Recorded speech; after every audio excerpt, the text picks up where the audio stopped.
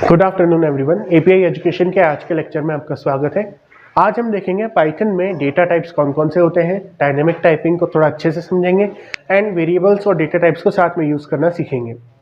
सबसे पहले data type का मतलब है कि आपके पास जो भी डेटा है, जो भी इंफॉर्मेशन है, वो किस टाइप की है, उसके कितने प्रकार हैं, तो ये हम देखने वाले हैं। तो सबसे पहले आपको बता दूं मैं, किसी भी लैंग्वेज में डेटा टाइप तीन ही तरह के होते हैं।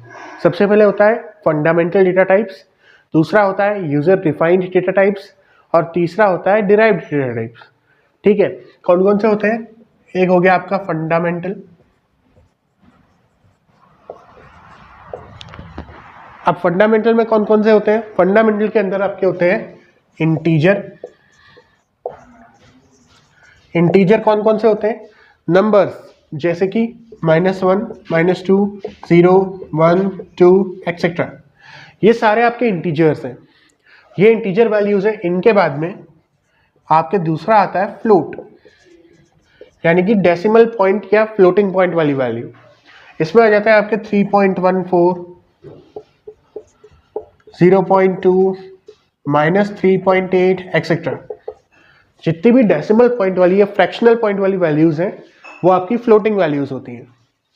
नेक्स्ट होता है कैरेक्टर, यानी ए बी सी, कोई सिंबल, कोई भी नंबर अगर आप सिंगल क्वोट के अंदर लिखते हैं, एक single character A, %, 1 equal to, single quote के अंदर जब आप लिखते हैं ये एक कैरेक्टर बन जाता है।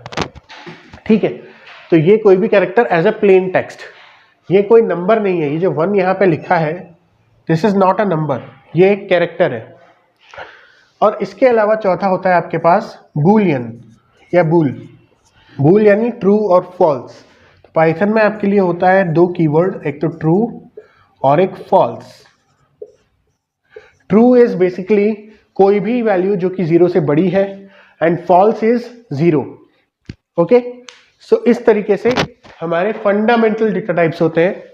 तो हम इस टाइप का कोई वेरिएबल कैसे बनाएंगे? पाइथन के अंदर आप लिखेंगे a = 5 अगर आप लिखते हैं तो ये एक फंडामेंटल डेटा टाइप का वेरिएबल है। और कौन सा है? इंटीजर है।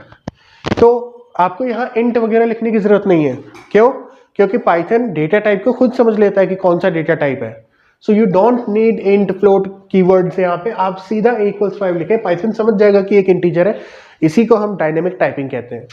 अगर आप चाहें तो अब यहाँ पे लिख सकते हैं a = 3.7। अगर आपने a = 3.7 लिख दिया तो अब ये a जो पहले इंटीजर टाइप की वैल्यू होल्ड कर रहा था, अब ये फ्लोटिंग पॉइंट वैल्यू होल्ड कर रहा है। अभी भी कोई दिक्कत नहीं है, पाइथन खुद समझ जाएगा एंड टाइपकास्ट कर देगा वैल्यूज को, यानी कि a के अंदर अब 3.7 है तो a जो है वो एक फ्लोटिंग पॉइंट वेरिएबल बन गया। इसको हम कहते हैं डायनेमिक टाइपिंग। ठीक है, तो ये डायनेमिक टाइपिंग के कुछ फीचर्स हैं। अब फंडामेंटल डेटा टाइप्स तो ये हो गए। इसके अलावा डिराइव्ड वाले होते हैं, मैं आपको समझाता हूँ डिराइव्ड वाले।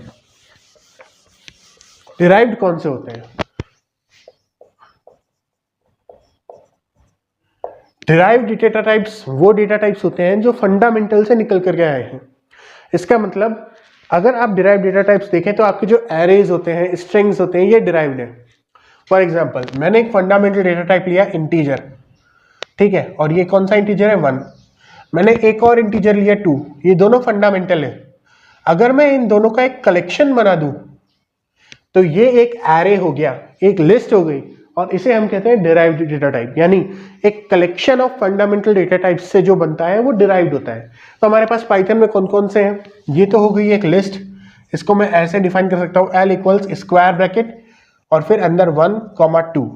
अब यहाँ आपको इसके लिए कोई डेटा टाइप डिफाइन करने की जरूरत नहीं है। आप एक लिस्ट के अंदर किसी भी टाइप का डेटा रख सकते हैं। मैंने लिखा 1, फिर मैंने लिखा 2.2, फिर मैंने लिखा ट्रू, और फिर मैंने लिखा 3। कोई दिक्कत नहीं है, एक ही लिस्ट हर तरीके का डेटा स्टोर कर सकती है एंड एक लिस्ट अपने आप में एक लिस्ट भी स्टोर कर सकती है, कॉमा सेपरेटेड वैल्यूज। तो ये हो गया एक डिराइव्ड डेटा टाइप। अब लिस्ट के अलावा कौन कौन से होते हैं? लिस्ट के अलावा आपके लिए होता है स्ट्रिंग। स्ट्रिंग क्या है?